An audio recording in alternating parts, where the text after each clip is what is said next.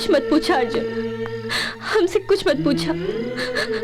बस अगर तू हमके तनी को भी चाहता ना तो भुला जा हमरा के। का तू हमके भुला जेबू? देखी रहुआ लोग, आज ये अपन जाति के मीटिंग विधायकी के सिलसिले में हम बोलौले बानी और ललन जी अपन जाति के उम्मीदवार हवन। हाँ, हम चाहतानी कि ये बार अपन जाति के उम्मीदवार मतलब विधायक हम बनी। ए बारे में तोहार का विचार बा विजय? अब हम का कहे ललन जी, हम तो यह चाहब कि हमार प्रतिनिधि अच्छा होके। बिना सत्य प्रकाश जी के समर्थन के ई संभव नहीं खे, और हम चाहब कि अपने जात के भलाई के खातिर जाके उनका के समझावा।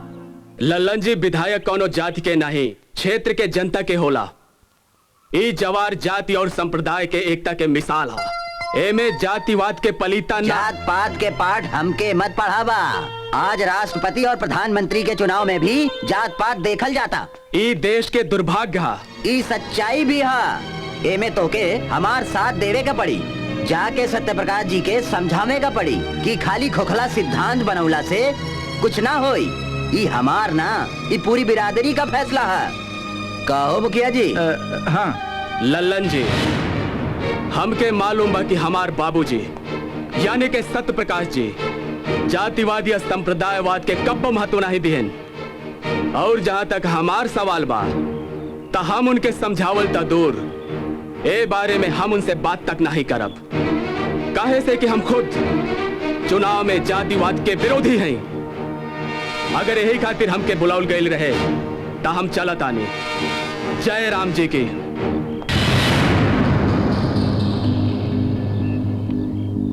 मुखिया जी ध्यान रखिया, हमके ई चुनाव कैसो भी करके जीतेगा बा।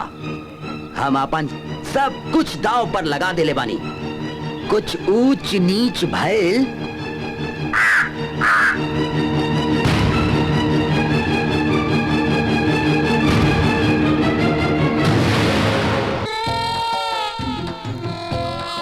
ई का करे ताड़ा? और चूसा तो नया टेस्ट आई। अरे संभाल के, नहीं तो कट जाई। ई का होता?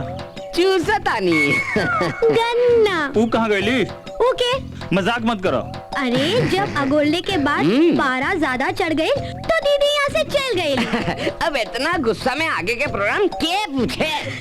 अरे जल्दी से जा, पानी में आग लागल हुई बुझा दा। ए, चुप रहा। रानी, ए हमार रानी।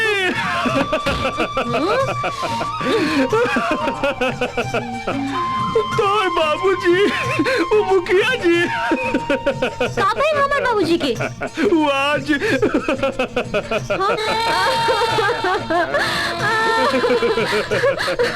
हमार बाबूजी के ये सब कैसे भइल?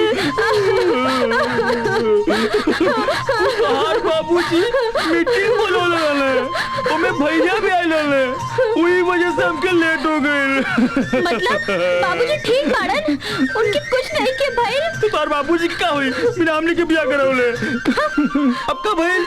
चल हमसे बात मत करा। लो, अब सच कहले में तित लग गइल। ए हमार रानी। गांव वालन, आप सब हमरा के लायक समझनी कि हम कुछ कहीं, ये हमरे खातिर बड़े गर्व की बात बा।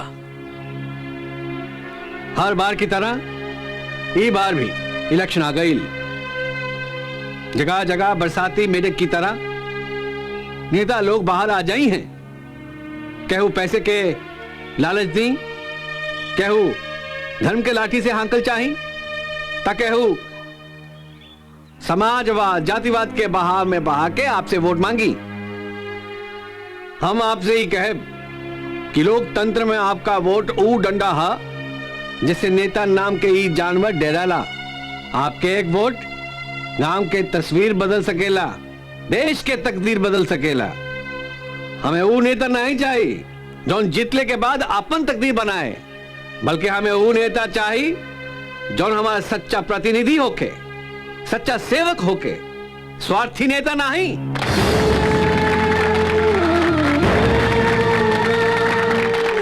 धन्यवाद। ऐसे हम आप सबसे अपील करब कि आप अपन कीमती वोट रमावती जी के दे, गांव के उन्नति के रास्ते पर ले जाए। जय हिंद।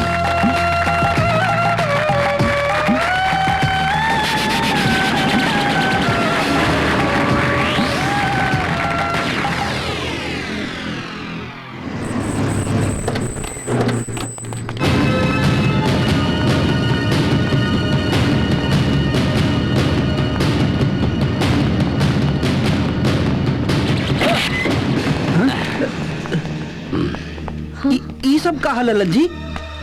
हम तोहरा के बहुत समझौनी मुखिया, लेकिन तोहरा समझ में ना आयल। तू हमरा के कौनो टिनहिया गुंडा समझला।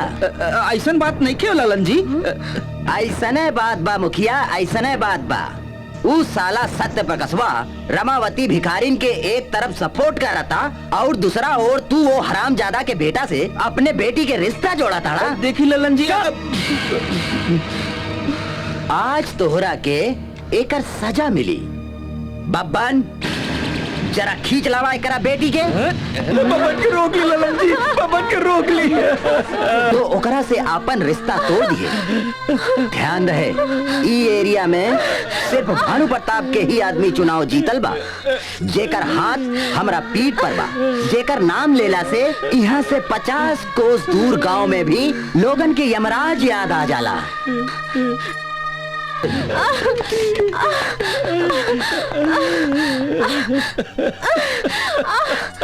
जी इतना अच्छा चांस रहे। ठंडा गई के खा साले सिकंदर, ऐसे तो हार ब्याह जरूर हुई, लेकिन भानु प्रताप जी के इतने आदेश रहल।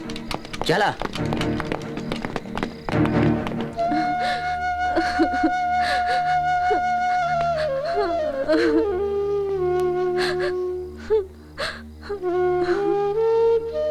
बेटी,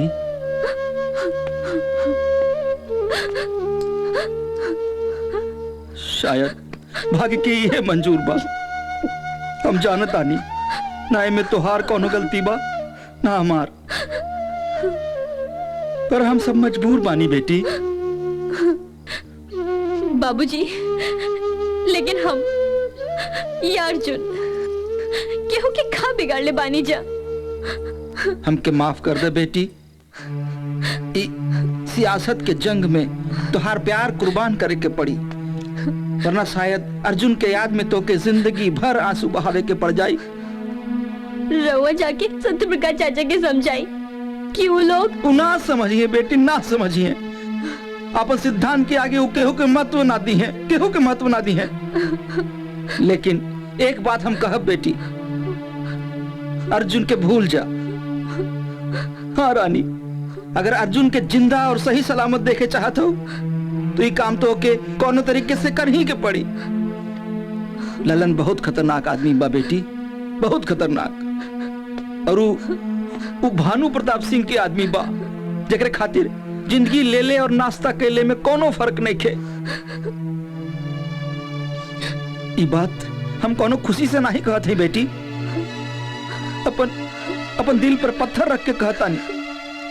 अब तो के भी अपन दिल पर पत्थर रख के ये काम करे के पड़ी।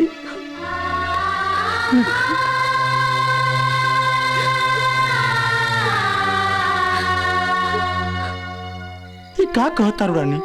आखिर हमार कसूर कहाँ पा? कोनो कसूर नहीं खे। तो फिर ये कहा? आज ले अगर हम क्यों के बारे में सोचले बानी तो सिर्फ तू हो। शायद ये हमारा नसीब बा। तू कुछ छुपावा रानी, तू कुछ बोलत काहे नहीं खो? का मुखिया चाचा कुछ कहले ना? कुछ मत पूछा अर्जुन, हमसे कुछ मत पूछा। बस अगर तू हमके तनी को भी चाहता ना तो भुला जा हमरा के। का तू हमके भुला जेबू? Click on the bell icon to get regular updates from Venus.